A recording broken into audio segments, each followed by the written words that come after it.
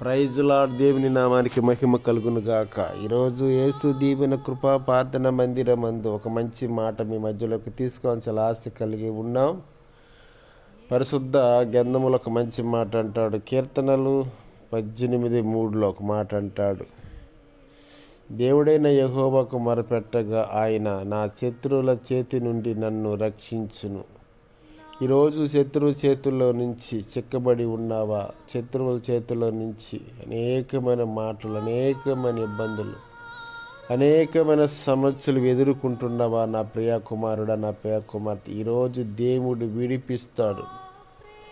దేవుడు నిన్ను ఆయన రక్షిస్తాడు. కనుక తన రక్షణలో మనం ఎదగబడాలంటే చాలా ఆత్మీయ కలిగి ఉండాలి, చాలా జాగ్రత్త కలిగి ఉండాలి, అనుకూలత కలిగి ఉండాలి. కృపను కనికరమును దేవుడు మనకు వర్ధిల్ల చేయాలంటే, తన కృపాక్షేమములే మనకు తోడుగా ఉండాలంటే, దేవుని కొరకు కనిపెట్టుకొని ఉండి ఆయన రక్షణ కొరకు మనం అనుకూలపరిచిన వారిగా ఉండాలని మనవి చేస్తూ కొద్ది మాటలు దేవుడు దీవించి బలపరిచి ఆశీర్వదించునుగాక. ఆమేన్.